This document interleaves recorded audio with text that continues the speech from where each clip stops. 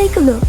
This chimpanzee completed the Tower of Hanoi puzzle in just 20 steps, whereas the human limit is only 15 steps.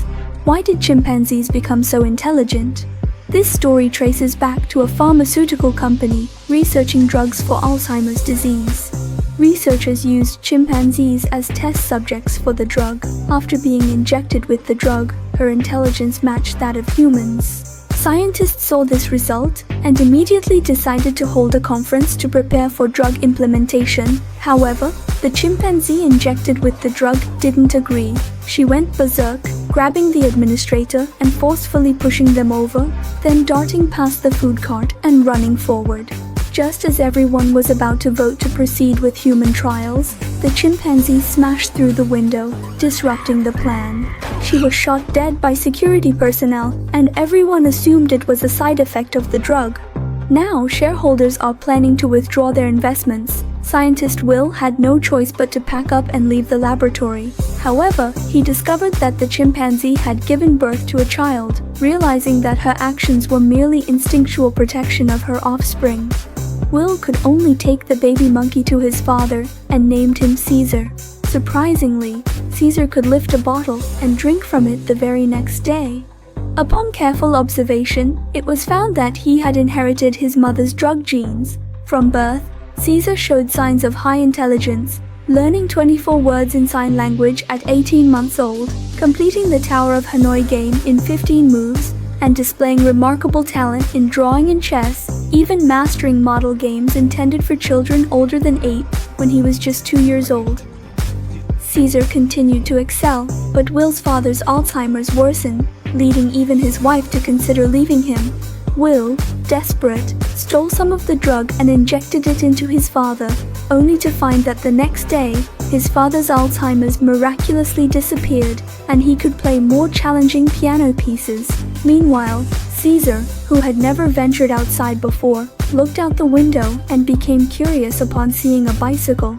He rushed towards the window, startling a young girl, prompting her father to come out, wielding a baseball bat towards Caesar. Fortunately, Will arrived in time, and Caesar leaped into his arms. Not dangerous. He just wanted to play. Later, Caesar was brought back home, but he was injured. Will took him to the hospital, passing by a zoo on the way. This was Caesar's first time seeing his own kind. At the hospital, Caesar's wound was stitched up. He really liked the nurse. What's she saying now? Well, he thinks that he and I should have dinner together. Under Caesar's guidance, Will successfully found a girlfriend. Watching Caesar gaze out the window, Will decided to take him outdoors. By the way, if you enjoy our movie recaps, we're currently hosting a giveaway for our audience. We're excited to announce that a brand new scooter awaits one lucky subscriber. Don't miss out. Subscribe and follow us to stay tuned for more updates. They crossed the bridge and arrived at the mangrove forest to let Caesar experience the allure of nature. Will unhooked the leash around his neck, allowing Caesar to move within sight. Surprisingly, Caesar reached out a hand, seeking Will's permission. As Will's hand brushed past, Caesar joyfully departed, swiftly crossing the bridge and disappearing into the depths of the jungle. When the two caught up, they found Caesar standing perplexed in front of a towering tree.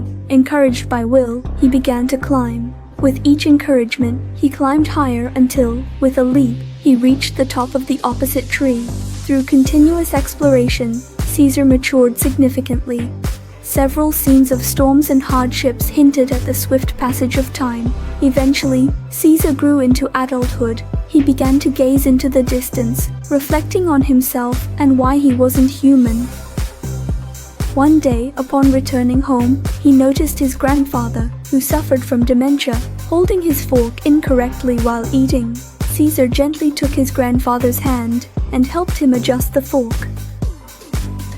And on that day, the old man's dementia struck again. He got into the neighbor's Ford Mustang. Caesar heard it, but didn't think much of it. But with a loud bang, the neighbor rushed out, and Caesar quickly went to the window to see. When he saw the neighbor gesturing towards his grandfather, Caesar became furious. In a fit of anger, he lunged outside and swiftly tackled the neighbor, raining down punches. The disturbance from the car, he was sent flying by a metal cover. However, this didn't stop him from kicking the neighbor away as he attempted to crawl up. The neighbor, scared, crawled away at 60 mile price. Just when he thought he had shaken off Caesar, Caesar descended from above and knocked him down again, terrifying the neighbor. He extended his finger, and Caesar bit it. But after biting him, Caesar realized his impulsiveness. He remorsefully ran into his grandfather's arms. However, the terrified onlookers called the police. Caesar was taken away in an animal control center van. When the man learned of this, he hurried to the scene, desperately pleading for them to release Caesar. However, they only removed the leash, and Caesar was still taken away. Looking at the decent environment before him, Caesar reached out his hand, seeking the man's permission. After getting it, Caesar entered the facility, curious about the new surroundings. But when he climbed onto a rock and discovered it was all fake, he regretted it. He wanted to go home with his owner, but as an ordinary citizen, the man couldn't break the law. He could only assure Caesar that they would go through the process and take him home. Caesar sadly lay against the glass. Later, the caretaker called Caesar over and tricked him into the cage.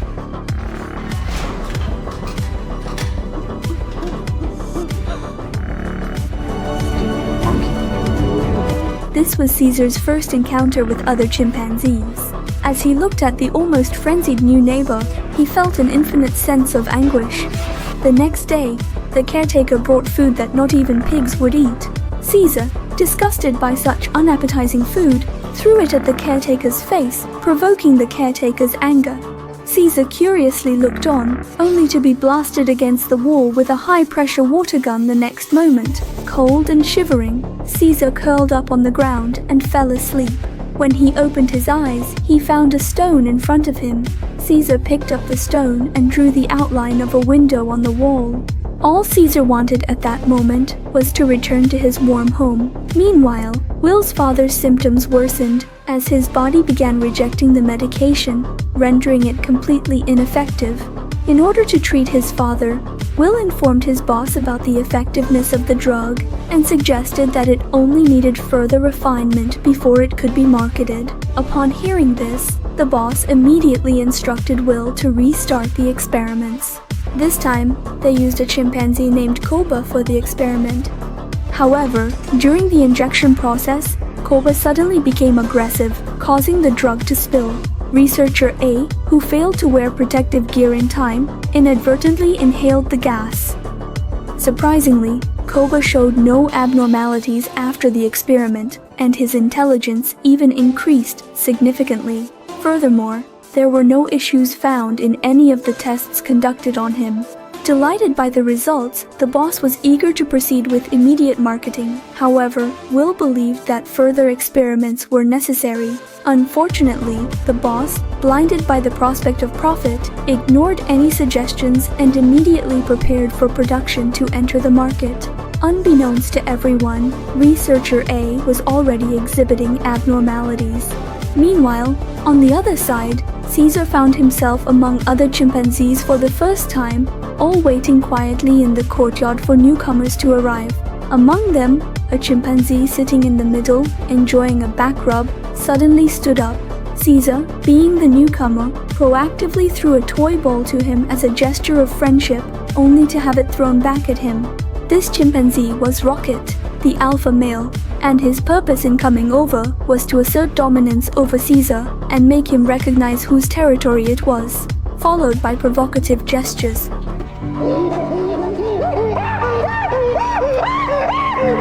Startled, Caesar quickly fled, but before he could take 2 steps, he was tackled to the ground by Rocket.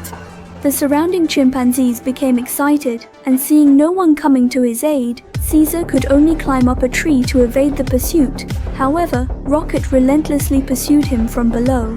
Caesar could only give him a kick, further provoking Rocket, who went berserk and knocked Caesar down from the tree, intending to attack him again. Fortunately, the caretaker timely shot a tranquilizer dart. Just as Caesar attempted to stand up to retaliate, another shot from the caretaker stopped the conflict. Subsequently, Caesar was taken back to his cage. When he opened his eyes, he saw a red-haired chimpanzee signing to him, which surprised him. It turned out Maurice had learned sign language in the circus before. Seeing someone care for him made Caesar very happy. Maurice also reminded Caesar that humans don't like chimpanzees to be too smart. Understanding the situation, Caesar fell into contemplation. The next day, Will visited Caesar. Caesar was delighted, thinking he could finally go home, only to be told that the legal procedures hadn't been completed yet. Learning this, Caesar's mood plummeted instantly. He knew he would suffer more abuse, and his owner's departure left him devoid of hope. Back in the cage, Caesar decided to rely on himself. First, he wiped off the patterns on the wall with his clothes to appear ordinary. Then, during activities, he quietly climbed up tree branches to observe the structure of the building. Just as Caesar was at a loss, he suddenly noticed a gorilla locked in a cage below. This sparked an idea in his mind. Caesar then climbed to the top of the dome to observe the situation outside. The next day, the caretaker brought his friends to watch the chimpanzees. To amuse his friends, he extended the cattle prod towards the legs of the chimpanzees. Only Caesar calmly extended his finger to beckon the man over. The man thought Caesar wanted a drink, but the next moment, he was being choked by Caesar. Upon the caretaker's arrival, Caesar released his grip. Once the caretaker left, Caesar slowly extended his fist. It turned out that everything he did earlier was to obtain a small knife. He then tied the knife to a stick and cautiously extended it outside the door, inserting it into the lock. With a click, Caesar quietly climbed out. The next moment, he was next to the gorilla, using the same method to open the door and carefully waking up the gorilla. Despite being hesitant at first, the gorilla eventually rushed out, reveling in the long-awaited freedom.